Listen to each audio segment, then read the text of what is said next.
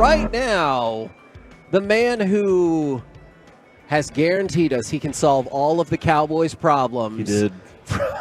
He did. He did say that. Is former Dallas Cowboy, host of the Ross Tucker Football Podcast. You can guess it. It is Ross Tucker. How's it going, man? It is going on. Let's push the button. Push the little red button. It is going awesome. It is good to see you guys. Is it? In person. I love talking with you guys anytime I come on, but certainly good to see you guys in person as opposed to just talking with you guys on the phone. And yes, who do you guys want as your DC? What's the buzz right now? Al Harris. Oh, that works too. Yeah, I'll take Al Harris as a promotion into the position. Now, being a play caller is different, though, whenever you're doing that. But he has the respect of the guys. So you don't want Ron Rivera? No. You don't want Mike Zimmer? Okay, all right, listen. Mike Zimmer's the man. When it comes to That's Ron why Rivera, I picked him. People love Mike Zimmer. When it comes to Ron Rivera, it's been a long time since he was the defensive play caller. And I don't know how much he's stayed in touch with that. It's been a long time since Mike Zimmer was coaching anywhere. Yes, that too. Yeah, but he told people if he needed to have another eye surgery to just take his eye out. Yeah. That's the kind of toughness I need on this team. I want somebody who's tough, so I'll take that for sure. I mean, Ron Rivera did beat cancer, so I guess I got to give him That's pretty damn tough, tough too. credit That's on a good that one. point. Yeah. Hey, I need a defensive coordinator that's going to take my supposed star player and get him to focus on football and results that matter, especially in the playoffs. Ooh, so this interests me. You guys know I live where Micah's from. Is that a source of frustration right now? Micah's off the field activities? It's kind of he's a great player but an individual. He's not a a team meme-mate. leader, not a guy who can really rally the troops. He's like, hey, I do my thing, and you guys are you guys. And where is that coming from? Inside places. That's the book on him. Sources. Right now. Yeah, that's what we're being hearing. Not a leader. Yep. Great player. Yeah. Now during training camp, was Lawrence Taylor a great leader when he would not show up? He's doing coke. He was getting high. He was not showing up for practice. Barely getting there in time for the game. Look, I'm willing to accept many of those things if it means we won the Super Bowl. So I think that's the issue is he's disappeared in some of these playoff games, and then immediately when he does his 2.5 weeks later when he does his podcast, he says, "Hey, it takes everybody on the field. Don't just focus on me." Well, what happened last year? So what did he say about we need to go out and get better players? Like we didn't do this offseason. What did he say? That's exactly what he said. He wanted the Cowboys to get Dexter Lawrence last year, which doesn't everybody want to have a Dexter Lawrence right in front of them? That makes a lot of sense. And that did he say that? Well, last year he was like, hey, this is the kind of guy I want in front. I need a dog like him in front of me. So they go get Mozzie. And Mozzie didn't quite turn out to be Dexter Lawrence this year. So that's one of those things. You know what? It really would have been nice for the Cowboys if he did. Really would. We might be having a different conversation right now. Why can't they just draft a guy late in the first round that just right away is Dexter Lawrence? Damn right. Is that too much to ask? No. Dexter Lawrence, by the way, like guys like that, like 350 and can move that well. I was talking on my show, the Raw Sucker Football Podcast, Mark Lewinsky, who was been with the Giants O-line the last few years. He said when they're sitting on the bench watching like the Jumbotron during games and they see Dexter Lawrence like kill a dude and make a play, they love it because they just like to have other people experience what that feels like in practice. You know what that feels like, because it's hard to explain what it feels like to have 6'3", 350 something coming at you that hard and fast and like trying to stop it, right? Like it's a lot harder than, well, I guess you guys probably do think it's pretty hard, but it's really hard. I do. I do not look at that and be like, that's why my respect for Tyron, is what it is, because that dude's been so good at what he's done for so long. Yeah. And he was so raw early in his career. Boy, he and Zach Martin. It's unbelievable. They had a lot of really good picks. Yeah. A lot of really good picks. And it just doesn't feel like they've unfortunately been able to cash in on so many of these good picks. Zeke was a good pick, and Dak was a good pick. They don't have a whole lot of playoff wins. What about those extensions, though? Were those good decisions? Well, the Zeke one was terrible, and that was a wonderful job by Zeke and his agent. No kidding. Holding the feet to the fire. Jerry was desperate. They didn't want to play games without him and just say, not showing up till he gets it. I thought that was fantastic. Absolutely fantastic. The Dak one, I don't. What's the deal with the Cowboys waiting? Waiting so long. That's not exciting. What's the deal with the Cowboys? What's the deal with the Cowboys? No, what's the deal with the Cowboys always wanting to wait before they give these guys these contracts and then having to pay more and getting like leverage? Their opinion on this, oh my God, is the price is going to go up anyway on the guy. So we'll just pay the market price later down the road, and then it's going to become second, third, fourth, fifth, sixth to somebody else down the road anyway. So it's going to happen. Might as well just wait it out. But yeah, they don't have any leverage in the negotiation part of it. It drives me insane. They only know how to negotiate one way, and it's so much easier to spread the cap money out if you do the extension earlier. Right. And we only extend people, and we only do business one way, and it is maddening. That, above all else, that is the thing that bothers me the most. But what I would always love to ask them, like, what are they waiting for? They always say because that deadline makes a deal. I think they think someone's going to fold at the last minute and be like, okay. And I still think Jerry kind of has a question of whether or not Dak is that. I think the discomfort that Jerry wants to put on people by not having locked up deals, he thinks they'll perform better. He thinks he's going to get the most out of them. Mike McCarthy, in what everybody considers to be a lame duck year, Jerry's like, I'm going to get the best. If the team loves him, they're going to play for him this year. I think that's sometimes Jerry's mentality on it. I do think the lame duck thing, man, I'm okay with that. And I'll tell you why I'm okay with that. I never really understood why coaches could never go into a lame duck season on their contract. Players do it all the time. Yeah. Why does Mike McCarthy need a 1-year Band-Aid extension or 2 years? For what purpose? Like, how does that – it doesn't affect how the players view him. I'm fine with that part of it. But I do wonder sometimes a move like that, does Jerry Jones really think it's the best move, or is there some cost savings involved? I don't know, man. Kevin's really good with the cost savings. He's tried to tell Steven many times to hire him as his capologist. Or at least let me shadow him. Let me more about it. We've already created $50 million in cap space for the Cowboys, and they're over the cap, so we could get this done. Yeah, we'll take care of it. It'll work out. Talk with Ross Tucker on the #1 Air hot seat. I was curious. We all gave our opinions. Who do you zero in on Zimmer as the preferred defensive coordinator hire, or what are you thinking? That's a good question. I think the answer would be, from my perspective, I don't know enough about Al Harris or the internal candidates to really speak knowledgeably about them, I would say, unfortunately. So I can't really comment on those guys. What I can say is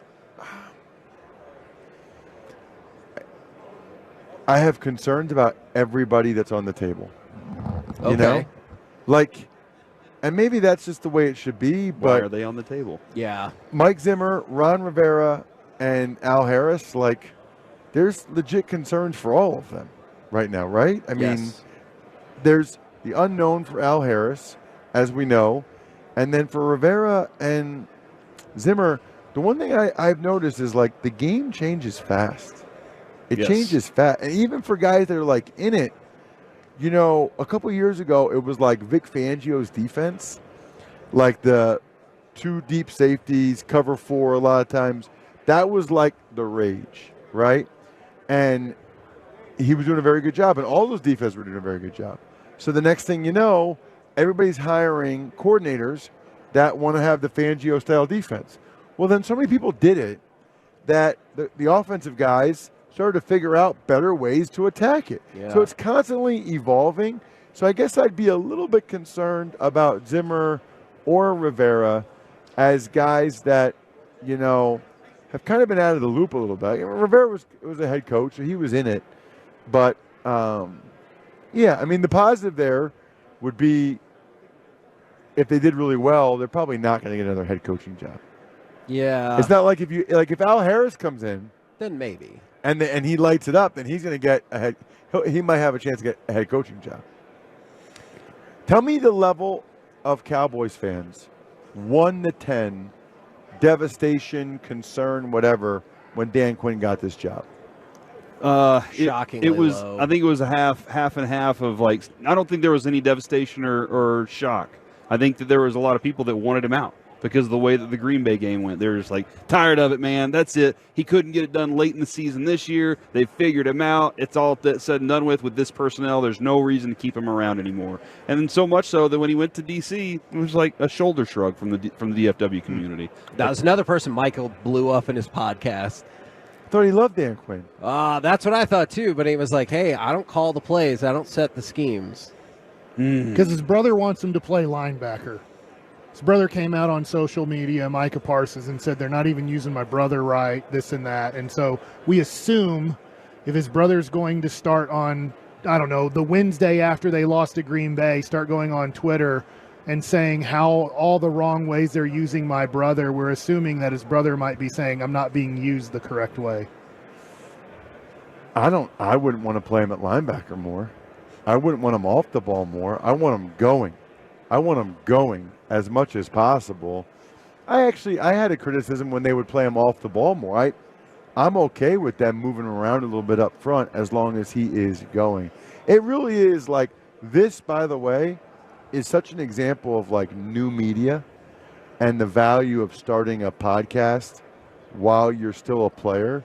Like here we are on the biggest and best sports talk radio station in Dallas. Damn right. And we are talking about Micah's comments on his own podcast. Mm-hmm. And so he's creating value for himself. I always wonder, like, how much will people really care what Micah says when he's done? Is it just like a thing to do now? To your point, yes, because I don't think we really care too much about what Des Bryant says. That's he seems true. to be pretty hot and heavy on social media, giving his Cowboys opinions. We're like, we don't really care anymore. He's right. People care when you're active, which is why if you're a player, you should definitely start it while you're active because people care. But then it's like, okay, well, what happens then when you're done? What happens when you're not doing it anymore? You lose about 20,000 listeners, but you still have about 150,000. You know, like one of those, like those you got a base that's there with you, not just for your football content or your content about so who that. are you guys not down on? You're a little down on CeeDee Dak. Lamb. You're down on. Well, look, Micah. it's still close to another devastatingly, annoyingly similar exit from the playoffs. They had everything set up to go to the conference championship game, which hasn't happened. For most of our listeners, they have not been alive for the Cowboys playing in a conference championship game. Yeah. It's So when you have everything set up, you fall backwards into the 2 seed. In the stretch where you were supposed to try to take the 2 seed, you lose to the Buffalo Bills by a zillion. You lose late to Miami, and then luckily Detroit did a weird thing trying to have 3 guys run at the referee and tell them they're all active receivers for this play. And luckily the ref got it wrong. That was so stupid. Yeah. And so you win I did not that have game. the Lions back on that. No. That was Right. dumb. They tried to get too tricky, Right. and they blew it. And They that was you confused went the ref. 1-2 and you got the 2 seed because you went 1-2 in those 3 games. So you fall into the 2 seed, you fall into home field. You haven't lost a game since opening night of 2022 or At something. home. You're Yeah. at home, so you have a 15-game winning streak, and you get blown out. So for me, I'm like, who cares about next year? It's over already. They're going to win 10 to 12 games, get hammered in the first round, and we start the process all over again. With a new coach, probably. Yeah. Did most people want a new coach?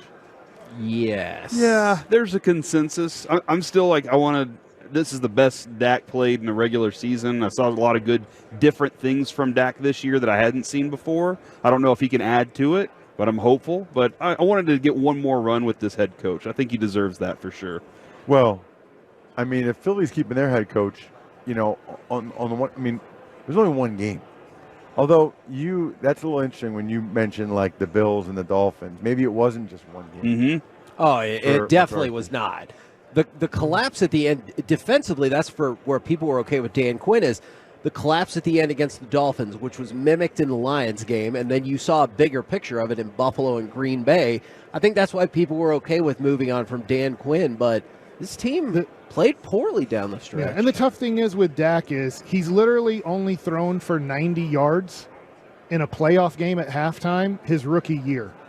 Every game that he plays in the playoffs. Now I take out the Tampa game because they got to play a lottery team in the playoffs. But he was awesome in that game. They start and slow. he was awesome in that one. But literally, when he's taking on Jimmy Garoppolo, and Jimmy Garoppolo's like, I'm going to be pathetic in this game, Dak says, watch this. And then when he takes on the 49ers again, he's like, I'm going to play pretty crappy in this one too. And then when he took on Green Bay, you can't play worse than he played in one half. And then you go back and look at his numbers. Against the Rams, they're down 20-7 at halftime in a playoff game. What did Dak do? Had a pick and had 80 yards passing. Like, in the playoffs, there's guys that can and guys that can't. Michael Jordan said it. I believe it. I've played professional baseball. There's guys that can and guys that can't in those big situations. And to me, Dak's proven he can't. Now, can you build a team around him to take the pressure off of him? It's tough when you're going to give a guy $55 million a year to build a team around him to take the pressure off of him. Yeah, so he needs a new contract soon. Now, he's going to get close to $300 million in March. Because the salary cap hits $59 million coming up. So, again, the only way the Cowboys know how to do business is extend and flatten that number out. Whereas I say you ride it out, take the hit, and see what happens. I say for all these Cowboys fans that are feeling bad, I have the perfect solution. It's called myfrontpagestory.com. Okay. There you go. Here we go. Can I ask you a question about that? Yeah. When are they going to change this ad to have your story on here? Because I've seen this ad before, and I want you to talk about it, but I demand Ross Tucker. That's my wife's grandmother. Is it? Yeah, they call her Oma. nice. Yes. Are you insulting my wife's grandmother? No, he was just saying I'll put up more all Ross five of you guys Tucker. right In now. my face. No. It's funny. I would love to get one of these for my wife, but I own part of the company now. I can't do that. I mean, that makes the easiest way I to literally do it. said to her, can we use one of the gift cards I got you for Christmas for Valentine's Day? And she that's said- how pathetic she said we are. yes. Don't be like me. Go to myfrontpagestory.com. Talk to one of their writers. It's the most unbelievable gift your significant other will ever get. Look, I'm looking at you guys right now. You don't look to me like guys that give out real good Valentine's Day gifts. I got to be honest with you. Yeah. Okay? No, Like, he's what's right the- about what's that. it like? So, what's the place down there? The restaurant down there all over the place? Chili's. Papado. Papados? Mhm. Yeah. Yes. That's exactly what you guys do. Hey, I treated my wife like she was an arbitration case, and I bought her out of 3 years of gifts to get something done in the backyard. So I care. Hey, it's myfrontpagestory.com.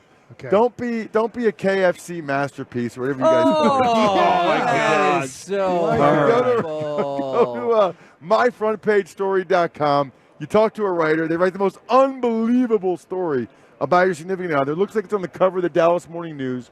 And just to be able to say, and I'm going to look in your eyes when I say this. Please do. Honey, I want to do something special. Mm. So I had a story written about you. Like, that sounds so money as I they're felt opening it. it. And then just make sure you say to them, I never thank her enough for all the little things she does. She will cry. Corey, I forget, married, girlfriend, anything? Yeah, 3 kids. Yeah. So just say that, especially because everything she does for the kids. Mhm. You don't appreciate her enough, Corey. I don't. She's at home right now with all the kids. MyFrontPageStory.com. Does she listen? Yeah. Okay, now so now you have to get it for her. Yeah, I have to. MyFrontPageStory.com and listen to the Ross Tucker podcast on the DraftKings Network for all to solve all of your Cowboys needs. Thank you very much, as always. Good See you, dudes. sir. Have a good one, Ross. Appreciate All it. right.